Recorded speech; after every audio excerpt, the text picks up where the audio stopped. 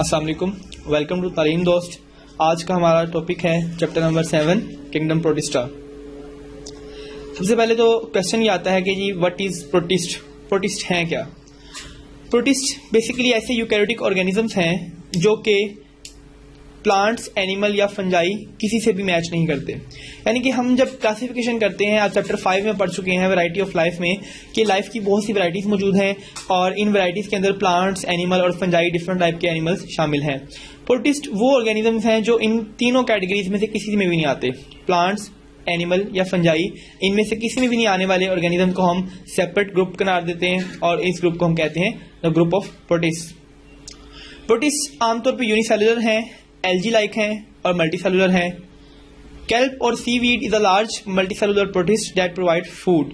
अब केल्प एक ऐसा मल्टीसेलुलर प्रोटिस्ट है जो काफी बड़ा है, काफी फ्यू मीटर तक ग्रो कर सकता है। ये फूड प्रोवाइड करता है, शेल्टर प्रोवाइड करता है और ऑक्सीजन प्रोवाइड करता है बहुत से ऑर्गेनिजम्स के लिए जो कि इस वाटर के अंदर रहते हैं। तो प्रोटिस्ट की हमारे पास डिफरेंट वैरायटीज मौजूद हैं। अगर हम इसका ओरिजिन देखें कि प्रोटिस्ट आते कहाँ से हैं, एवोल्यूट कहाँ से होते हैं, बनते कहाँ से हैं, तो हमें पता चलता है कि बेसिकली सिंपल ऑर्गेनिज्म बैक्टीरिया थे, उन्हीं से यू बैक्टीरिया बने, आर्किया बैक्टीरिया बने, प्रोटिस्टा बने और ये प्रोटिस्टा आगे आगे फंजाई, एनिमल और प्लांट में कन्वर्ट होते हैं। इसके सबूत हमें यहाँ पे भी मिलते हैं कि प्रोटिस्टा के अंदर हमें plant like protist, animal like protist और फंजाई लाइक प्रोटिस्ट नजर आते हैं। Then they are made up of eukaryotic cell. Unicellular भी हो सकते हैं और मल्टीसेलुलर भी हो सकते हैं। जो प्रोटिस्ट हैं they are composed of cells. Unicellular भी हो सकते हैं और मल्टीसेलुलर भी हो सकते हैं। इसी के साथ eukaryote have cellular organelles. Eukaryotes के पास सेलुलर ऑर्गेनेलीज मौजूद हैं, लेकिन प्रोकैरियोट्स के पास सेलुलर ऑर्गेनेलीज मौजूद नहीं है। The prefix uni stands for one, यानी कि अगर ये प्रोटिस्ट एक सेल पे मुश्तमिल है तो इन्हें हम यूनिसेलुलर कहेंगे। अगर इनके पास एक से ज्यादा सेल्स हैं तो हम इन्हें मल्टीसेलुलर कहेंगे। Some members make their own food. कुछ प्रोकैरियोट्स, कुछ प्रोटिस्टा अपनी खुराक खुद तैयार कर सकते हैं, उन्हें हम ऑटोट्रोफ कहते हैं। जबकि कुछ प्रोटिस्टा अपनी खुराक खुद तैयार नहीं करते बल्कि अपनी खुराक इंजेस्ट करते हैं बाहर से, तो इन्हें हम हेटरोट्रोफ का नाम दे देते हैं। Kingdom has one organism that demonstrate both plant and animal like characteristics. इस किंगडम के अंदर, इस ग्रुप के अंदर कुछ ऐसे ऑर्गेनिज्म भी मौजूद हैं जिसके अंदर एनिमल और प्लांट दोनों की खुसूसियात मौजूद हैं। यानी कि हमने इसको बेस ही ऐसे किया कि वो ऑर्गेनिजम्स जो अपनी खुराक खुद तैयार नहीं करते उन्हें हम हेटरोट्रोफ कहते हैं और वो ऑर्गेनिज्म जो अपनी खुराक खुद तैयार करते हैं उन्हें हम ऑटोट्रोफ कहते हैं।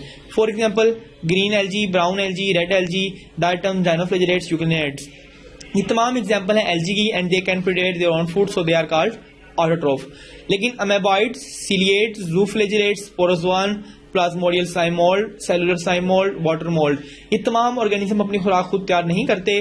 That's why they are known as heterotrophs. फिर हम कहते हैं हैबिटेट की अगर बात करें कि प्रोटिस्ट कहाँ रहते हैं, तो प्रोटिस्ट एक्वेटिक इन्वायरमेंट में रहते हैं, पानी के एरियाज में जहां वाटर मौजूद होता है। इसके साथ साथ टेरेस्ट्रियल लैंड में रहते हैं जहां खुश्की मौजूद है। They are specialised into 13 phylum. इनको हमने 13 फाइलम्स में या 13 सब ग्रुप्स में डिवाइड कर दिया है, लेकिन मेन ग्रुप इनके सिर्फ 3 है।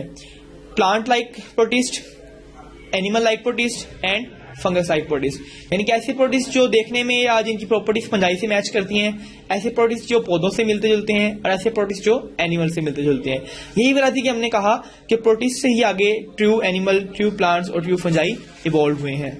हिस्टोरिकल पर्सपेक्टिव, हिस्ट्री में अगर देखा रहे किंगडम प्रोटिस्टा को अलहदा करने वाला कौन था या उसको किसने प्रमोट किया, तो हमें इसकी डिफरेंट हिस्ट्रीज मिलती हैं। सबसे पहले 1861 में एक साइंटिस्ट थे जॉन हॉग। जॉन हॉग ने माइक्रोस्कोपिक ऑर्गेनिजम्स को, यानी कि ऐसे ऑर्गेनिज्म जो आम आंख से नजर नहीं आते, माइक्रोस्कोप से देखने पड़ते हैं, ऐसे ऑर्गेनिज्म के लिए जॉन हॉग ने एक सेपरेट किंगडम का नाम दिया, इसका नाम है किंगडम प्रोटोक्टिस्ट। इसके बाद 1866 में अर्नस्ट हैकल साइंटिस्ट हैं, वो कहते हैं कि बैक्टीरियाज और दूसरे माइक्रोब्स को इस किंगडम में से इंक्लूड किया जाए। यानी कि उन्होंने कहा कि इस किंगडम में बैक्टीरिया और दूसरे माइक्रोब्स वगैरह, यूग्रीना वगैरह को भी इसमें शामिल किया जाना चाहिए। 1938 में Herbert Copeland elevated the prokaryotes to this kingdom status and the separating from protista. 1938 में हर्बर्ट कोपलैंड ने इस किंगडम में से प्रोकैरियोट्स को, यानी कि बैक्टीरिया और साइनोबैक्टीरिया को निकाल दिया और इस किंगडम को प्रोटिस्टा का दर्जा दे दिया। यानी कि बैक्टीरिया सेपरेट कर दिए गए और बाकी जितने भी इसमें प्रोटिस्ट मौजूद थे इसको हमने प्रोटिस्टा के नाम से जानना शुरू किया।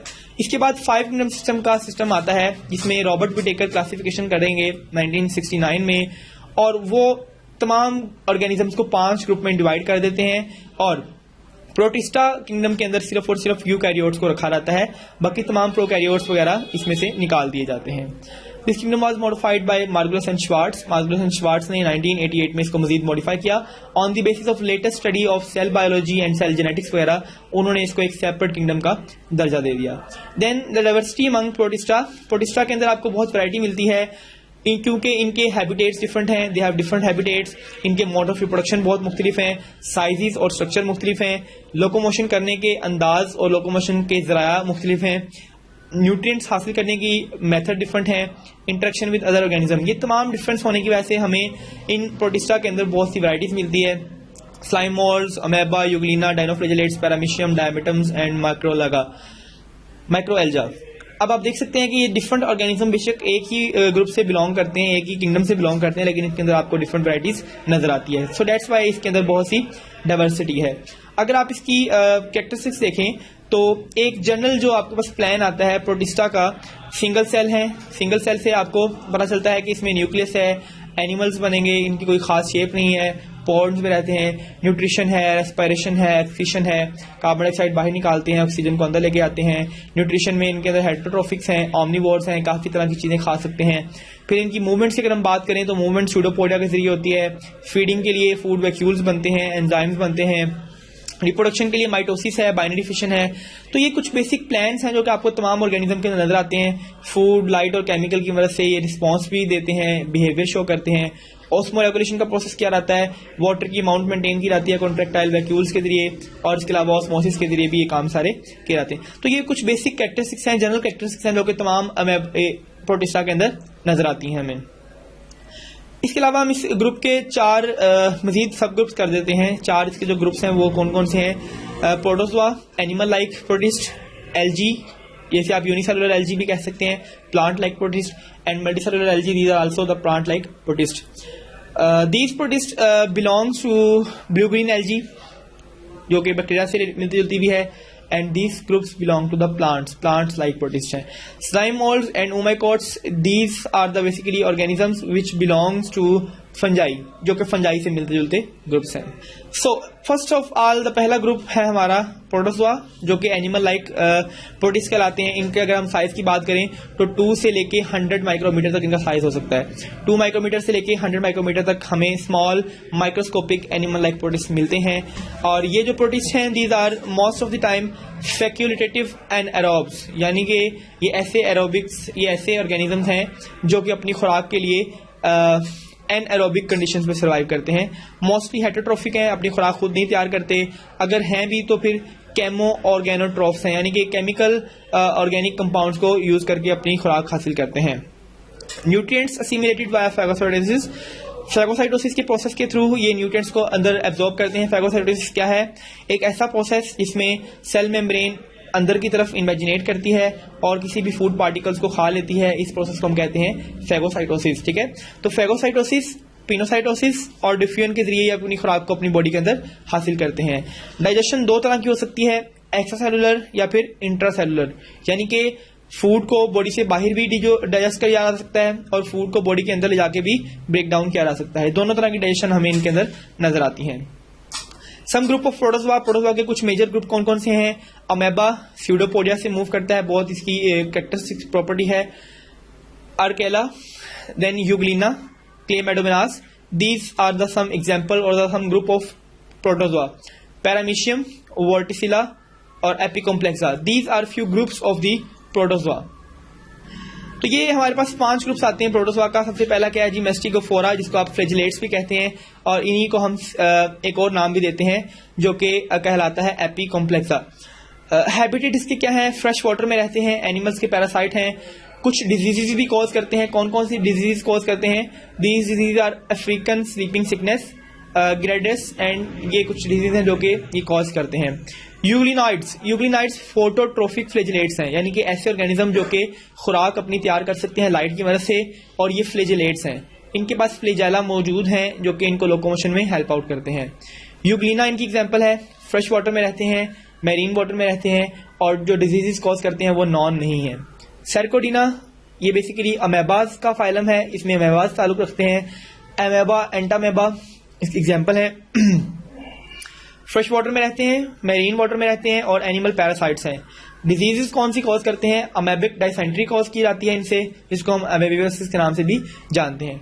इसके अलावा सीलियोफोरा, जिसको हम सीलिएट्स के नाम से जानते हैं, पैरामीशियम इसकी बहुत इंपॉर्टेंट एग्जांपल है। फ्रेश वाटर में रहते हैं, मैरीन वाटर में रहते हैं और पैरासाइट भी है, डाइसेंट्री कॉज कर सकते हैं। एपिकॉम्प्लेक्सा या एपिकॉम्प्लेक्सन ग्रुप का नाम है, कॉमन नेम इनका स्पोरोजोआन है। प्लाज्मोडियम इसकी बेहतरीन एग्जाम्पल है, जो कि मलेरिया का सबब बनती है। मलेरिया एक बहुत इंपॉर्टेंट बीमारी रही है पास्ट में, और इस बीमारी का जो सबब है वो यही प्लाज्मोडियम है। टैक्सोप्लाज्मा भी इसकी एग्जाम्पल है।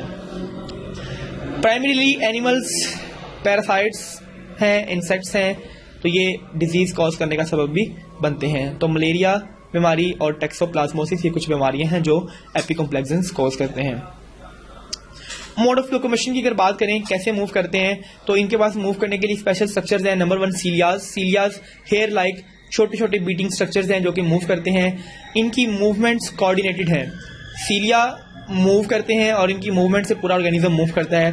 The second structure is flagellum. Flagellum एक ही लंबा सा विप लाइक हंटर नुमा दुम नुमा स्ट्रक्चर है जो कि आगे और पीछे मूव करता है, और इसके मूव करने से पूरा ऑर्गेनिज्म भी आगे पीछे मूव कर सकता है।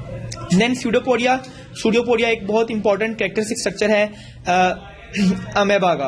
अमेबा की बॉडी की जो सेल मेम्ब्रेन है वो बड़ी फ्लेक्सिबल है, और अमेबा अपनी इस साइटोप्लाज्म को फ्लो करवा के किसी भी डायरेक्शन में मूव कर सकता है। तो ये जो फिंगर लाइक स्ट्रक्चर्स इसके बनते हैं, प्रोजेक्शंस बनती हैं, इन्हें हम कहते हैं स्यूडोपोडिया। स्यूडोपोडिया को अगर वर्ड दिखा रहा है तो 2 लफ्जों से बना है। Pseudo mean false and podia mean feet, यानी कि ये फॉल्स फीट हैं। लोकोमोशन के लिए काम आने वाले फॉल्स फीट को हम स्यूडोपोडिया कहते हैं। सिसाइल, कुछ इनमें से जो ऑर्गेनिज्म है they are sessile, they can not move, they don't show the property of locomotion. ऐसे ऑर्गेनिज्म को हम सिसाइल ऑर्गेनिज्म कहते हैं। देन हम अमेबा को डिस्कस करेंगे। अमेबा का जो वर्ड है वो ग्रीक वर्ड से निकाला गया, जिसका मतलब है चेंज, क्योंकि ये अपनी शेप चेंज करता रहता है, इसके पास कोई खास स्ट्रक्चर मौजूद नहीं है। It can change it shape irregularly. आप डायग्राम में देख सकते हैं कैसे ये अपनी शेप चेंज करता और मूव करता रहता है। यूनिसेलुलर ऑर्गेनिज्म है। इसके अलावा ये सूडोपोडिया इसकी डिफरेंट शेप्स अटेन करती है, इसके साइज और इसके शेप में डिफरेंस आ जाता है। इक्वेटिक ऑर्गेनिज्म है, पानी में रहता है, पॉन्ड्स में रहता है और बहुत आहिस्ता आहिस्ता स्ट्रीमिंग मूवमेंट से मूव करता है। डिजीज जो कॉज करता है, that disease are basically amoebic dysentery disease, यानी कि ऐसी डिजीज जो कि डाइजेस्टिव ट्रैक को डैमेज करती है और डिसेंट्री कॉज कर सकती है। In just small organisms like bacteria and other protozoan. इसकी फूड में क्या शामिल है? छोटे छोटे ऑर्गेनिजम्स जैसा कि बैक्टीरिया और छोटे छोटे प्रोटोजोआ को इंजेस्ट करता है और उनसे अपनी खुराक हासिल करता रहता है। अगर अमेबा के स्ट्रक्चर की बात करें तो हम देख सकते हैं कि इसका एक इरेगुलर शेप का स्ट्रक्चर है और इसके अंदर न्यूक्लियस मौजूद है जो कि आपको यहाँ नजर आ रहा है। एक लार्ज कॉन्ट्रेक्टाइल वैक्यूल है जिसका काम है पानी को स्टोर करना। लाइसोसोम्स एंजाइम के कंपाउंड्स हैं, एंजाइम कंटेनिंग वैक्यूल्स हैं। इसके अलावा इसमें साइटोप्लाज्म मौजूद है। साइटोप्लाज्म को 2 कैटेगरीज में डिवाइड कर दें, एक्टोप्लाज्म बाहर की तरफ मौजूद प्लाज्म और एंडोप्लाज्म अंदर मौजूद प्लाज्मा।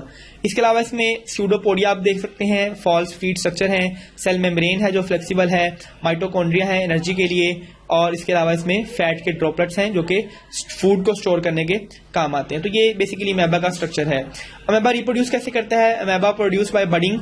एक अमेबा सिंपली 2 में कन्वर्ट हो जाता है। Such type of structure is known as budding. एक अमेबा के साथ एक छोटा सा अमेबा और बनना, this is known as binary fission या फिर budding. Next is the life cycle of entamoeba histolytica. Amoeba की एक टाइप है जी एंटामेबा हिस्टोलाइटिका। ये अमेबा किस तरह से रिसाइकल करता है आप देख सकते हैं कि किसी भी ऑर्गेनिज्म के अंदर फूड के जरिए से एंटर हो सकता है। मैच्योर सेल एंटर होता है फूड के अंदर और एंटर होने के बाद ये आपके डाइजेस्टिव ट्रैक में एंटर हो जाता है, यहाँ से लंग्स में, ब्लड में और फिर यहाँ से होता हुआ एलिमेंट्री कैनाल और लार्ज इंटेस्टाइन के जरिए बॉडी से पास आउट करता है और अगेन फिर फीसिस के थ्रू कंटेमिनेशन करके किसी और ऑर्गेनिज्म की फूड में शामिल हो जाता है। तो ये इसका लाइफ साइकिल है कि किस तरह से ये इन्फेक्टेड स्टेज से होता होता पूरी स्टेजेस मुकम्मल करता है। यहाँ पे आप देखते हैं इन्फेक्टेड स्टेजेस हैं, डायग्नोस्टिक स्टेजेस हैं। इस स्टेज पे इसको सिर्फ इन्फेक्शन करता है, इस स्टेज पे हम इसे डायग्नोज भी कर सकते हैं। अगेन यहाँ पे भी डायग्नोजन हो सकती है, यहाँ पे भी डायग्नोजन हो सकती है और यहाँ पे भी हो सकती है। नॉन इन्वेसिव कोलोनाइजेशन, ऐसी स्टेजेस जहां पे ये अपनी अमाउंट को बहुत ज्यादा बढ़ा सकता है, कॉलोनी बना सकता है। दीज 2 स्टेजेस आर इसकी कॉलोनाइजेशन स्टेजेस हैं।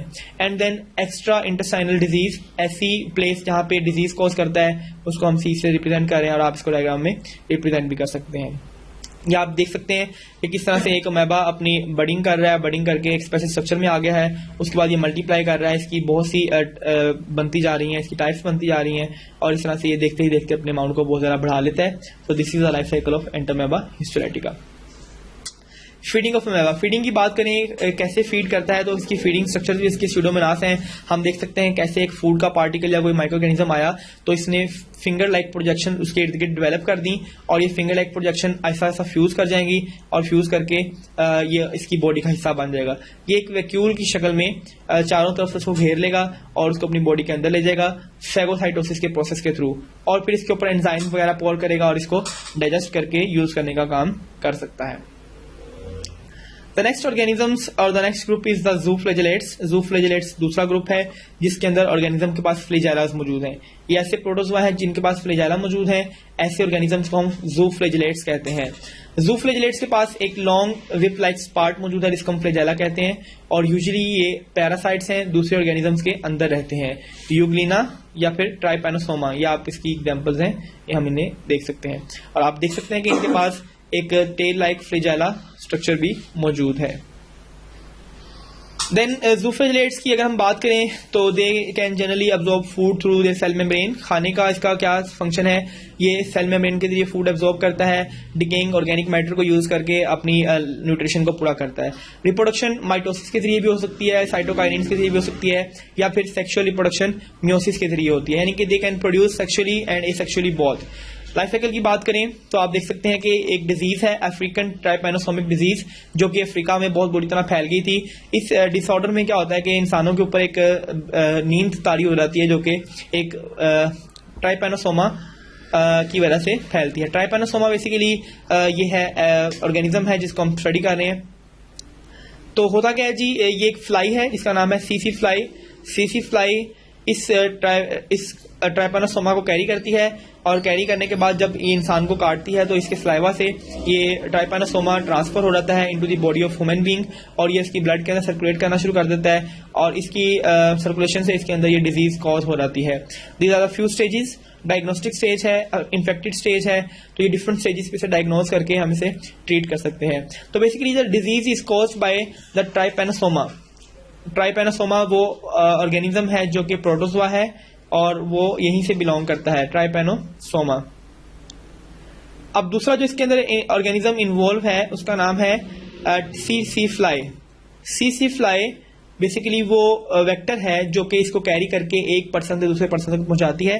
तो इस तरह से ये अपने लाइफ साइकिल को दो जगहों पे कंप्लीट करता है, in the body of bee, in the body of सीसी fly and in the body of human being. तो इस तरह से दो पार्ट्स में इसका ये मैकेनिज्म पूरा कंप्लीट हो जाता है।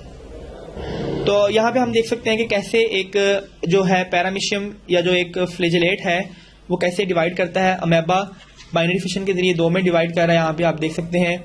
दूसरे में आप देख सकते हैं कि यूग्लिना कैसे डिवाइड करता है। ये एक यूग्लिना था लेकिन इसके पास डिवीजन शुरू होती है यहाँ से और ऐसा ऐसा ये डिवाइड करता है और ये पूरा एक से दो में डिवाइड कर जाता है। बिल्कुल इसी तरह से पैरामीशियम है। पैरामीशियम के अंदर ट्रांसवर्स डिवीजन देखी जाती है। This is a division, this is a paramecium. ये पैरामीशियम सेंटर से दो में डिवाइड होता है, बाइनरी फिशन के जरिए ये ट्रांसवर्स होके दो ग्रुप्स में डिवाइड कर जाता है। Choanoflagellates, the next group is the choanoflagellates. ये ऐसे फ्लैजेलेट्स हैं जो कि सेसाइल हैं, दे कैन नॉट मूव। ये ऐसे ऑर्गेनिजम्स हैं जो प्रोटोजोआ तो हैं लेकिन ये मूव नहीं कर सकते। ये अपने आप को किसी इमूवेबल चीज के साथ, किसी रोक के साथ, किसी चट्टान के साथ अपने आप को अटैच कर लेते हैं और पूरी जिंदगी वहां पे अटैच फॉर्म में गुजार देते हैं। इसी के साथ साथ इनके पास फ्लैजेला भी मौजूद है। Now the question is that कि अगर ये मूव नहीं करते, if they are sessile, then why they have flagella. तो उसकी वजह यह है कि इनका जो फ्लैजेला है वो बेसिकली इनको मूव नहीं करवाता बल्कि वो साइड पे मौजूद वाटर करंट्स को मूव करवाता है। ये फ्लैजेला पानी के बहाव को कंट्रोल करता है, पानी को बहाता हुआ लेके आता है अंदर की तरफ और अंदर जाके इसमें से फूड के पार्टिकल्स एब्जॉर्ब करने में हेल्प करता है। तो हम कहते हैं कि क्वाइनोफ्लैजेलेट्स आर सोलिटेटरी या फिर कॉलोनियल प्रोटोजोआ हैं जो कि फ्लैजेला की मदद से अपनी फूड को कैप्चर करते हैं। इनकी बॉडी के बाहर एक स्पेशल स्ट्रक्चर है जिसे आप कॉलर कहते हैं और कॉलर के ऊपर फ्लैजेलास और माइक्रोविलाइज मौजूद हैं। Then the next group is ciliates. Ciliates ऐसे ऑर्गेनिज्म हैं जिनकी बॉडी के ऊपर बहुत ज्यादा अमाउंट में सीलियाज मौजूद हैं। ये सीलियाज एक खास अमाउंट में बीट करते हैं। इनके बीटिंग फैशन से ये आपको सीलियाज मूव करते हुए नजर आते हैं। तो ये एनिमल लाइक प्रोटिस्ट हैं जो कि फीडिंग के लिए यूज करते हैं, जो फीडिंग के लिए अपने पैरामीशियम को यूज करते हैं, अपने सीलियाज को यूज करते हैं। एग्जाम्पल इनकी पैरामीशियम है। तो ये आपको एक इसकी एग्जाम्पल दी जा रही है। देन सीलियाज क्या है? सीलियाज हेयर लाइक स्ट्रक्चर्स हैं जो कि ऑर्गेनिज्म के अंदर पाए जाते हैं। ये हेल्प करते हैं फूड को हासिल करने में और इन्वायरमेंट को सेंस करने में। अगर आप डायग्राम देखें तो यहाँ पे आपको नजर आ रहा है कि किस तरह से सीलियाज मूव कर रहे हैं और इनकी लोकोमोशन के अंदर ये माइक्रोस्कोपिक सीलियाज का क्या रोल है। इनकी जो बीटिंग फैशन है वो एक खास अंदाज में बीट करते हैं और इसी से ये खास अंदाज में आगे मूव करते रहते हैं।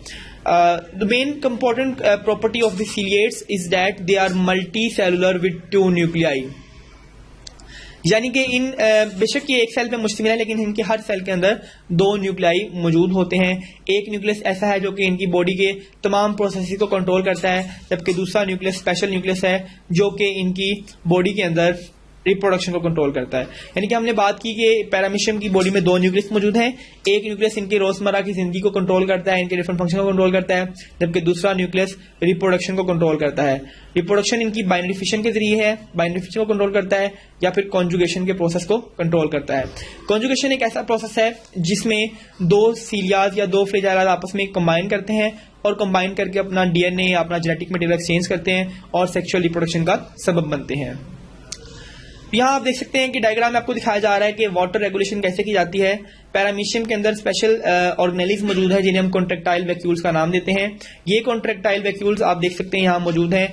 वाटर के ड्रॉपलेट्स डिफ्यूजन की फॉर्म में बॉडी के बाहर से अंदर दाखिल होते हैं और ये ड्रॉपलेट्स एक खास वैक्यूल में एंटर हो जाते हैं जिसे हम कहते हैं कॉन्ट्रैक्टाइल वैक्यूल। जमा होने के बाद ये कॉन्ट्रैक्टाइल वैक्यूल कंप्रेस करता है और सारे वेस्ट मटेरियल को या पानी को बॉडी से बाहर निकाल देता है। यानी कि आप देख सकते हैं कि कैसे वाटर इसके अंदर एब्जॉर्ब होता है तो ये कॉन्ट्रैक्टाइल वैक्यूल साइज में इंक्रीज कर जाता है और जब ये अपने आप को पंप करता है, साइज में डिक्रीज होता है, तो इसका सारा वाटर बॉडी से एल्यूट आउट कर दिया जाता है। इसी तरह से आप डायग्राम में देख सकते हैं सीलिएट्स एक दूसरे के करीब आते हैं, कॉन्जुगेशन का प्रोसेस कर रहे हैं, जेनेटिक मटेरियल एक्सचेंज करेंगे और इसी दौरान इनकी सेक्सुअल रिप्रोडक्शन का प्रोडक्शन हो जाएगी। Then the next group is foraminiferans and actinopods. इनकी characteristics क्या है? They are marine. They are present in the aquatic environment. They produce shell. अपनी हिफाजत के लिए अपनी बॉडी के इर्द गिर्द ये शेल बनाते हैं। जो शेल्स कैल्शियम के बने हो सकते हैं या फिर सीलिया के बने हो सकते हैं। फोरामिनिफेरेंस ऑर्गेनिजम्स के शेल कैल्शियम के बने होंगे, जबकि एक्टिनोपोड्स के शेल्स सिलिका के बने होते हैं। साइटोप्लाज्मिक प्रोजेक्शंस, इनकी बॉडीज के अंदर साइटोप्लाज्मिक प्रोजेक्शंस हैं, यानी कि इनकी बॉडीज के अंदर अगर आप गौर करें तो छोटे छोटे पोर्स मौजूद होते हैं। इन पोर्स से साइटोप्लाज्म निकल के इनको इस तरह की अपीयरेंस दे देते हैं, स्पाइनी अपीयरेंस देते हैं। Interconnected to catch prey, these actinopods और these cytoplasmic projections are interconnected and they are modified to capture their prey. Dead foraminiferans sink to the bottom of the oceans. जो आपने अभी पढ़ा कि ये ऑर्गेनिजम्स की जो बॉडीज हैं वो शेल्स पे मुश्तमिल हैं। इन्होंने अपनी प्रोटेक्शन के लिए अपनी बॉडी के इर्द गिर्द शेल बनाए हुए हैं। जब इनका लिविंग ऑर्गेनिज्म डेड हो जाता है, मर जाता है, तो ये शेल्स कंबाइन हो जाते हैं। शेल्स जाके साहिल में या समुद्र की बॉटम में नीचे बैठ जाते हैं और वहां बैठ के मड बना देते हैं जिसे हम कहते हैं ग्रे मड, और इस ग्रे मड से आगे चाक बनता है जिसको हम राइटिंग पर्पसेस के लिए इस्तेमाल करते हैं। और इसके अलावा ये लाइमस्टोन डिपॉजिट का सोर्स भी है। फोरामिनिफेरेंस की एग्जांपल है रेडियोलेरियंस। रेडियोलेरियंस ऑर्गेनिज्म फोरामिनिफेरेंस की एग्जांपल है, जबकि एक्टिनोपोड्स की एग्जांपल है फोरम्स। ये आपको डायग्राम में दिखाया जा रहा है कि हमने भी बात की थी कि इनके पास साइटोप्लाज्मिक प्रोजेक्शंस होती हैं। आप देख सकते हैं कि कैसे इनके पास होल्स मौजूद हैं, छोटे छोटे पोर्स मौजूद हैं। इन पोर्स से साइटोप्लाज्म बाहर की तरफ पेनिट्रेट कर रहा है। दी ज्यादा साइटोप्लाज्मिक प्रोजेक्शन जो इन्हें प्रे को कैप्चर करने में हेल्प आउट करती हैं। So it is are रेडियोलेरियन।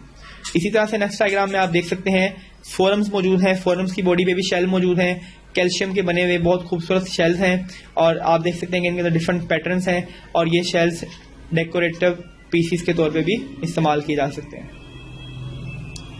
The next group is the apicomplexans. Apicomplexans क्या है? These are obligate intracellular parasites. Obligate intracellular parasites ऐसे पैरासाइट्स हैं जो सिर्फ और सिर्फ अपने होस्ट पे ग्रो करते हैं, होस्ट के अलावा किसी भी ऑर्गेनिज्म पे ग्रो करने की एबिलिटी नहीं रखते। They have an apical complex elongated shape called apical complex. तो इनकी इस elongated लंबी सी और कॉम्प्लेक्स शेप की वजह से हम इसे एपी कॉम्प्लेक्सेस के नाम से जानते हैं। अगर आप इसकी प्रॉपर्टीज की बात करें, इसके लाइफ साइकिल की बात करें, तो इनके पास 3 स्टेजेस हैं। नंबर 1 स्पोरोगोनी, ऐसी स्टेज जिसके ऊपर एसेक्सुअली रिप्रोड्यूस करते हैं और स्पोर्स प्रोड्यूस करते हैं, इस स्टेज को हम कहते हैं स्पोरोगोनी स्टेज। गैमोगोनी स्टेज या गैमेटोगोनी स्टेज, ऐसी स्टेज जिसके अंदर फीमेल गैमेट्स और मेल गैमेट्स बनते हैं, इन्हीं गैमेट्स को हम फीमेल गैमेट्स को oocytes एंड मेल गैमेट्स को स्पोरोब्लास्ट भी कहते हैं रिस्पेक्टिवली। मैरोगोनी एक ऐसी स्टेज है जिसके अंदर एसेक्सुअल रिप्रोडक्शन करते हैं और सेलुलर प्रोडक्ट्स बनाते हैं, इन्हें हम कहते हैं मीरोजॉइड्स। यानी कि ऐसी स्टेज जिसके अंदर ये एसेक्सुअल रिप्रोडक्शन करके सेलुलर प्रोडक्ट्स बनाते हैं, इन स्टेजेस को हम कहते हैं merozoite stages. Then life cycle of plasmodium. Plasmodium का लाइफ साइकिल कैसा है आप देख सकते हैं। This is interesting life cycle. एक ऑर्गेनिज्म जो कि पेशेंट है, जिसके अंदर मलेरिया के प्लाज्मोडियम मौजूद हैं, इसके ब्लड के अंदर ये सारे स्पोर्स वगैरह मौजूद होते हैं। जब एक मॉस्किटो ऐसे ऑर्गेनिज्म को काटता है तो ये प्लाज्मोडियम उसकी बॉडी के अंदर चले जाते हैं। तो हम स्टार्ट लेते हैं यहीं से कि एक पेशेंट था, पेशेंट की बॉडी के अंदर प्लाज्मोडियम मौजूद था। प्लाज्मोडियम स्पोरोजॉइड कंडीशन में स्पोर प्रोड्यूस करेगा, ये स्पोर लीवर में जाएंगे, लीवर में जाके मीरोजॉइड्स बनेंगे, मीरोजॉइड से जो रेड ब्लड सेल्स बनते हैं, उन रेड ब्लड सेल्स के अंदर ये स्पोर्स मौजूद हैं। रेड ब्लड सेल्स के अंदर ये स्पोर्स ग्रो करते हैं, ग्रो करके एपिकॉम्प्लेक्सेंस या प्लाज्मोडियम ग्रो करेंगे और रेड ब्लड सेल को ब्रस्ट करके पूरी बॉडी में फैल जाएंगे। अगेन ये स्पोर्स ब्लड में चलेंगे। अब जब इस पेशेंट को कोई एक नॉर्मल मॉस्किटो काटेगा तो ये जो गैमेटोसाइट्स हैं ये उस मॉस्किटो की बॉडी में भी एंटर हो जाएंगे। मॉस्किटो के स्टमक में जाते ही ये एग और स्पर्म फर्टिलाइज करते हैं, मीट करते हैं, वहां पे एक oocyst बनता है, जाइगोट बनेगा और ये जाइगोट डेवलप करेगा इनटू दी अगेन स्पोरोजॉइड। और ये वाला इन्फेक्टेड मॉस्किटो जब किसी हेल्दी पर्सन को दोबारा से काटेगा तो दोबारा से ये सारे स्पोर उसकी बॉडी में चले जाएंगे और अगेन ये साइकिल कंटिन्यू एंड डिसकंटिन्यू होता चला जाएगा। यानी कि इसके फैलने का काम मच्छर से होता है। अब अगर देखा जाए तो प्लाज्मोडियम 2 होस्ट में सर्वाइव कर रहा है, number 1 human being and number 2 mosquito. अगर इन दोनों में से एक भी होस्ट मिसिंग हो तो इसकी प्रोडक्शन का काम रुक सकता है। दैट्स वाई हम मलेरिया को कंट्रोल करने के लिए हम बेसिकली मॉस्किटोज को कंट्रोल कर रहे होते हैं। तो नेक्स्ट जो प्रोटिस्ट है हमारे पास, there are plant like protist जिनको हम एल्गी के नाम से भी जानते हैं। These protist are very important because they are photo autotrophs. ये ऐसे प्रोटिस्ट हैं जो कि लाइट की मौजूदगी में अपनी खुराक खुद तैयार कर सकते हैं। तो जो वर्ड फोटो ऑटोट्रोप्स है वो इन्हीं से निकला है। Photo mean light, auto mean self and tropes mean nutrition. यानी कि ऐसे प्रोटिस्ट जो कि अपनी खुराक खुद ब खुद लाइट की मदद से बना सकते हैं, they are known as photo autotrophs. इनके पास स्पेशल पिगमेंट्स मौजूद हैं जिनको क्लोरोफिल के नाम से जाना जाता है। क्लोरोफिल्स मौजूद हैं जो कि फोटोसिंथेसिस को कैरी आउट करने में हेल्प आउट करते हैं। इसी के साथ इनको हम फाइटोप्लैंक्टन्स भी कहा जाता है बिकॉज ये कुछ छोटे छोटे ऐसे प्लांट्स हैं जो कि फोटोसिंथेटिक ऑर्गेनिजम्स कहलाते हैं और ये ओशियंस की सरफेस के करीब पाए जाते हैं। इसी के साथ फाइटोप्लैंक्टन्स कैरी आउट फोटोसिंथेसिस। ये फाइटोप्लैंक्टन फोटोसिंथेसिस कैरी करते हैं और ऑक्सीजन को रिलीज करते हैं एटमॉस्फेयर में, जो कि आपकी ऑक्सीजन की अमाउंट को बढ़ाने में हेल्प करता है। फाइटोप्लैंक्टन्स आर इंपॉर्टेंट, ये बहुत ज्यादा इंपॉर्टेंट है। क्यों? Because they are the food source. ये खुराक का सबब बनते हैं। ये फोटो ऑटोट्रोफ्स हैं, अपनी खुराक खुद तैयार करते हैं, अपनी बॉडी डेवलप करते हैं। तो इनकी तैयार की हुई खुराक न सिर्फ इनके काम आती है बल्कि बहुत से दूसरे ऑर्गेनिज्म जो हेटेरोट्रोफ हैं वो भी इनकी खुराक को इस्तेमाल करते हैं और फिल्टर फीडर्स के लिए ये फूड का एक इंपॉर्टेंट सोर्स है। इस बार हम बात करते हैं हैबिटेट की, रहने की जगह की। ये कहाँ रहते हैं? हैबिट की अगर आप बात करें तो एल्गीज ऑटोट्रोफिक, ये अपनी खुराक खुद तैयार करती हैं। यूकैरियोट्स हैं, यूनिसेलुलर भी हैं और मल्टीसेलुलर भी हैं। रहने की जगह इनकी एक्वेटिक है, पानी में रहती हैं। फ्रेश वाटर में भी रह सकते हैं और मेरीन वाटर में भी रह सकते हैं। इसके साथ साथ टेरेस्ट्रियल इन्वायरमेंट, खुश्की के इलाके में भी ग्रो कर सकते हैं। बहुत सी फंजाइज ऐसी हैं, बहुत सी एल्गी ऐसी हैं जो कि लकड़ी पे या किसी चट्टान पे, सॉइल पे, वुड पे, आइस पे, इवन स्नो पे भी ग्रो कर सकते हैं। तो ये इनके हैबिटेट्स हैं। Then algaes have few groups. Algae की भी डिफरेंट ग्रुप्स हैं, टाइप्स हैं। Number 1 red algae. Red algae का नाम इसके कलर की वजह से रखा गया क्योंकि जहां ये ग्रो करती है वहां पे रेडिश कलर की अपीयरेंस आ जाती है, तो that's why they are known as red algae. Mostly red algaes are multicellular, ये एक से ज्यादा सेल पे मुश्तमिल होती हैं। इनके पास स्पेशल पिगमेंट्स हैं जो कि इन्हें डीप एरियाज में रहने में मदद करते हैं। Second one is the brown algae. Brown algae भी मल्टीसेलुलर है, और ये भी हर तरह के इन्वायरमेंट में पाई जाती है, खुसूसन मेरीन इन्वायरमेंट में पाई जाती है। इसकी एग्जांपल केल्प है। केल्प एक ऐसी एल्गी है जो कि मीटर्स तक ग्रो कर जाती है और इसके पास root and stem like structures मौजूद हैं, लीफ लाइक ब्लेड्स मौजूद हैं जो कि इसको प्रोडक्शन में हेल्प आउट करते हैं। ये वो एल्गी है जो कि काफी ज्यादा इंपॉर्टेंट है क्योंकि इसका साइज बहुत ज्यादा इंक्रीज हो जाता है। देन ग्रीन एल्गी अपने नाम ही की वजह से ग्रीन कहलाती है क्योंकि इसके पास स्पेशल पिगमेंट्स हैं, क्लोरोप्लास्ट हैं, क्लोरोफिल्स हैं जो ग्रीन कलर के हैं। Chlamydomonas, volvox and sea lettuce, ये बेसिकली सारी एग्जांपल हैं। Sea lettuce are important source of food. ये यूनिसेलुलर ऑर्गेनिजम्स हैं, ये कॉलोनियल हैं and this is a multicellular organism. तो सी लेट्यूस एक फूड का बड़ा इंपॉर्टेंट जरिया है। अक्सर कंट्रीज में इसको फूड्स के तौर पे इस्तेमाल किया जाता है। Then shape and size of algae की साइज और शेप में वैरायटी है, माइक्रोस्कोपिक हो सकती है, यूनिसेलुलर है, एक सेल पे मुश्तमिल है, क्लेमेडोमोनास इसकी एग्जांपल है। बहुत सी एल्गी कॉलोनीज की शक्ल में रहती हैं जिनको एग्जांपल आप वॉलवॉक्स की शक्ल में देखते हैं। कॉलोनियल एल्गी जो सी है वो वॉलवॉक्स एल्गी कहलाती है। Shape and size filamentous form है। ये एल्गी जो फिलामेंट्स की फॉर्म में रहती है उसे हम कहते हैं फिलामेंटस और इसकी एग्जांपल में यूलोथोरिक्स है एंड स्पायरोजाइरा, ये इसकी एग्जांपल्स हैं। मेरीन फॉर्म में जो एल्गीज पाई जाती हैं उन्हें हम केल्प्स के नाम से जानते हैं, केल्प्स इसकी एग्जांपल हैं। Then human and algae, what are the impacts of algae on human के लिए एल्गी का क्या इंपॉर्टेंस है।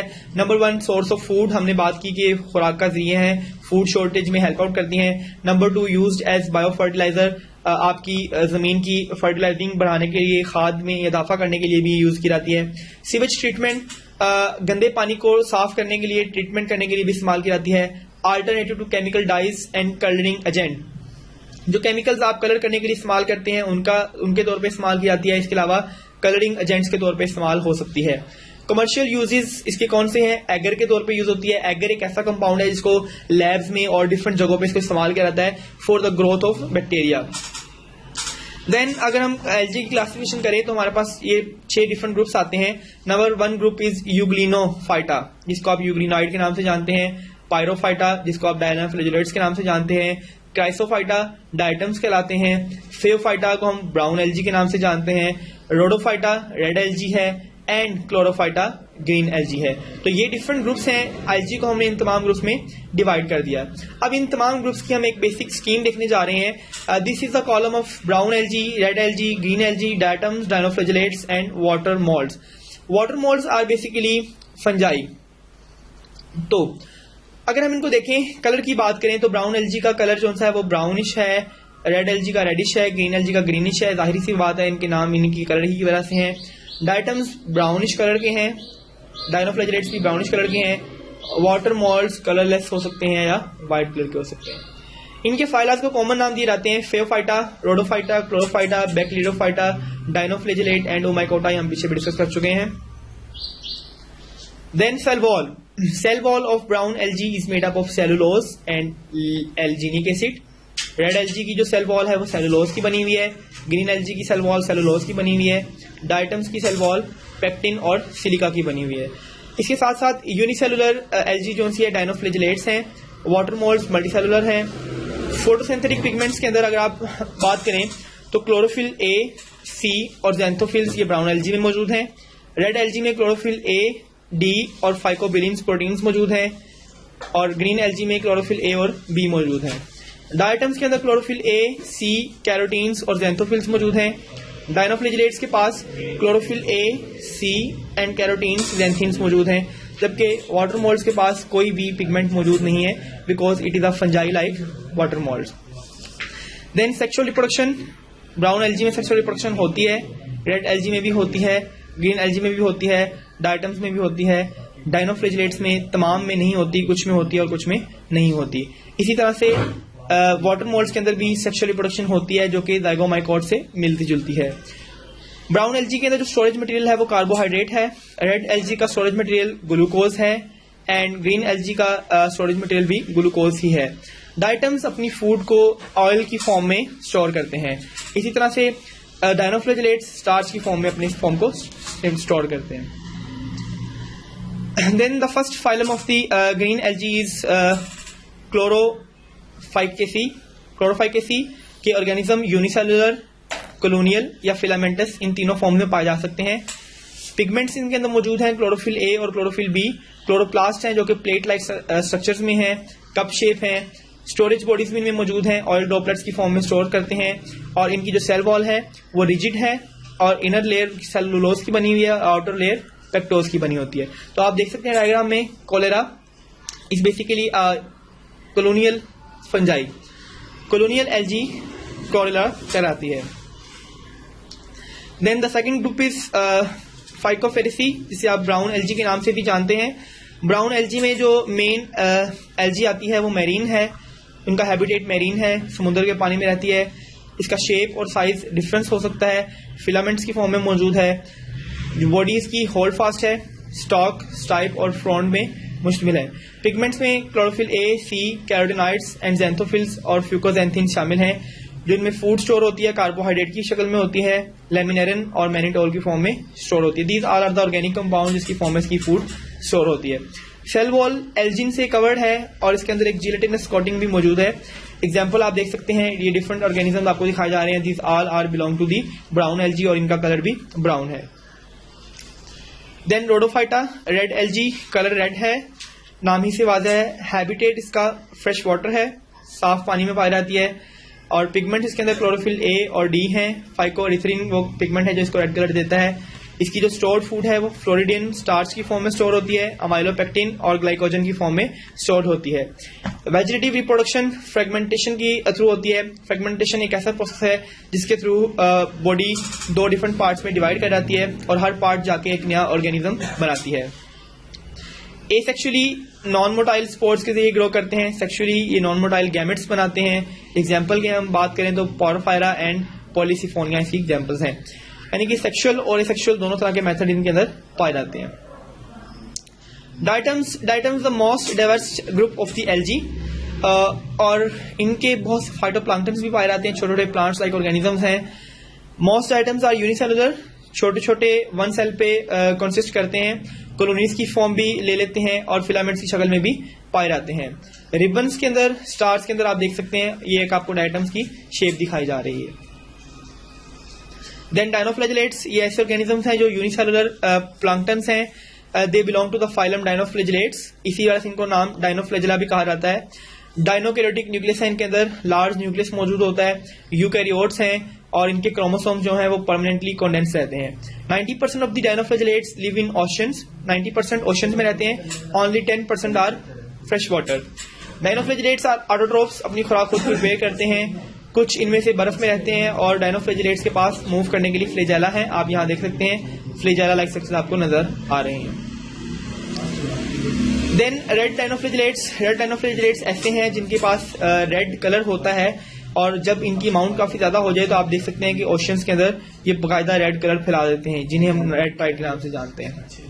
ऐसे केमिकल कंपाउंड प्रोड्यूस करते हैं जो कि बहुत सी फिशेस को किल कर देते हैं, मार देते हैं, और ये केमिकल कंपाउंड्स फिशेस खाने से मर जाती हैं।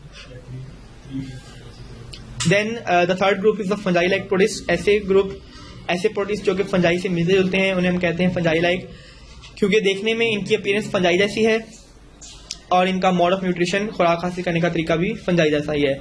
नॉन फोटोसिंथेटिक हैं, अपनी खुराक को तैयार नहीं कर सकते, एक पार्टिकुलर स्टेज पे जाके लाइफ साइकिल इनका मोड लाइक हो जाता है, यानी कि ये फंजाई से मैच कर जाते हैं। पाउडरी मिल्ड्यू वगैरह इसकी एग्जांपल्स हैं। स्लाइम मोल्ड्स की बात करें, अब इन फंजाई लाइक प्रोटिस्ट को हमने दो कैटेगरीज में डिवाइड कर दिया है, slime mould and water mould. पहले हम बात करेंगे स्लाइम मोल्ड्स की। Slime moulds fungus like protist हैं, कंज्यूमर्स हैं, अपनी खुराक को तैयार नहीं करते, ठंडी और नमी वाली जगहों पे रहते हैं। फॉरेस्ट के फ्लोर पे अक्सर पाए जाते हैं, बैक्टीरिया खाते हैं और इसके अलावा गले सड़े पत्तों को और गले सड़े डिगेइंग ऑर्गेनिक मैटर को खाते हैं। इनमें से कुछ स्लाइम मोल्ड्स जो उनसे ऐसे हैं जो कि पैरासाइट्स होते हैं। फाइसेरम, पॉलीसेफिलम इसकी एग्जांपल्स हैं, आप देख सकते हैं कि ये एक फंजाई लाइक स्ट्रक्चर की फॉर्म में नजर आ रहे हैं।